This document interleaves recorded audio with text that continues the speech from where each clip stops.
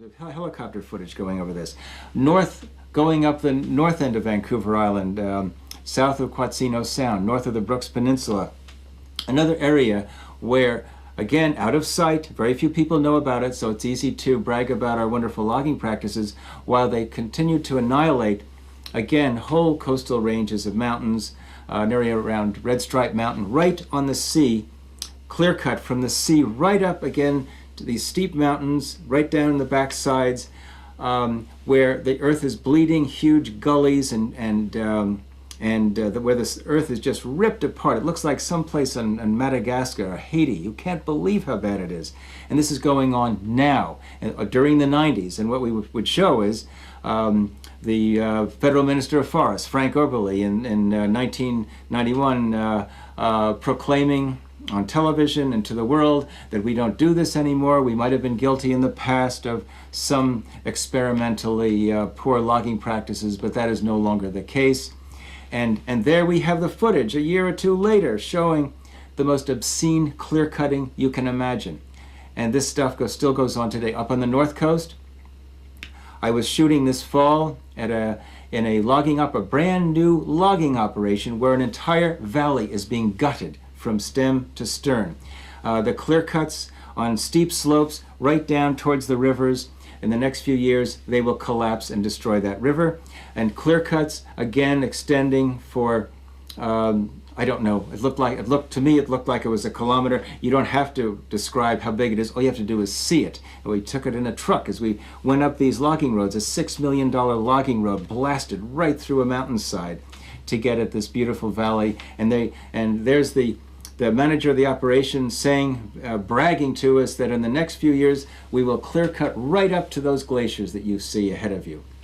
This is the kind of logging that does go on, but this is not the kind of logging that they talk about when the industry and government brag abroad about what we're doing here.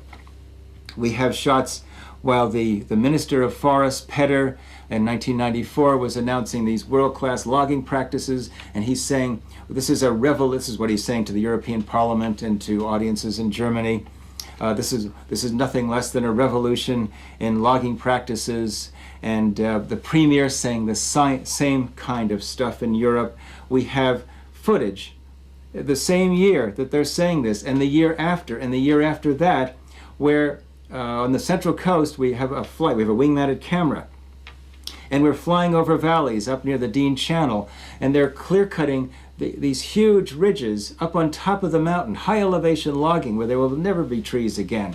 And the camera sweeps down over an entire valley that has been totally clear-cut. There's not a tree left in it, and there's an empty creek running through the middle, and then it swings up, and you can see the new clear-cuts, the progressive clear-cuts along the edges of the old clear-cuts, right up on the steep mountainsides. And then on the south coast, flying over a valley, a tributary of the Homethko River, which flows into Butte Inlet. This is only 2 years ago. This is long after some amazing pronouncements that have been made. And remember, they announced that the government announced that the Ministry of Forests was living up to the letter of the Forest Practices Code as far back as 1993. Well, here's shots from just a year or two ago of clear-cutting steep mountainsides going down to a river, a glacial river, which flows into the Homethko, which was once a great salmon river, but has been destroyed by logging. And you can see the clear cutting right down, it almost looks like avalanches, but they're clear cuts, right into the river and across the river. You can see the brown organic debris from the logging slash and dragging the logs across the river and right up the other side. There it is, plainly visible in these films, and these aren't just isolated cases. Another good one, we have a beautiful shot of current logging practices, world-class logging practices up in the Ilaho, about 60 miles north of Squamish, on the southern mainland coast, in River Valley called the Ilaho, at the entrance to the Randy Stoltman Wilderness, which is still threatened. And here, a kilometer-long clear cut, gouged out a small creek that flows into the Ilaho, and these burning piles. They look like something right out of the burning tropical rainforest pictures you saw a few years ago, the slash and burning. And here's a whole huge clear cut extending towards the horizon with smoke billowing up in the sky. And what we didn't even show is some of the footage we have of a logging road. This is just this past fall in late 1995, going into 1996, where they've just built a logging road right in a river, a Class A fish-bearing stream. And the logging roads, you can see it right in the darn river.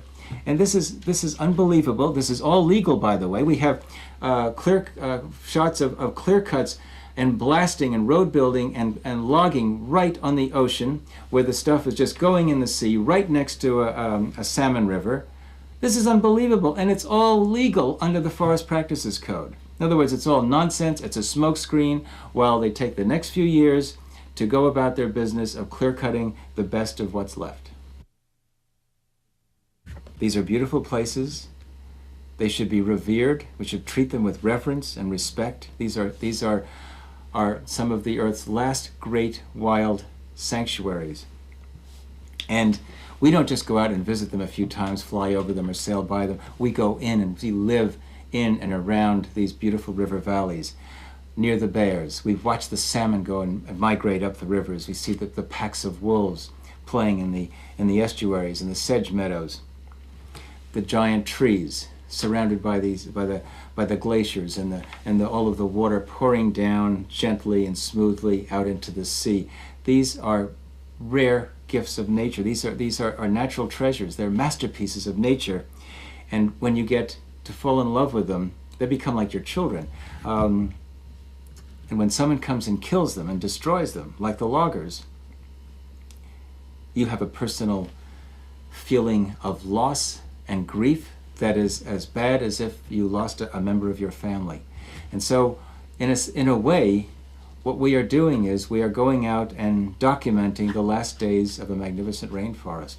Okay. And sadly, some of our footage we think will become only archival.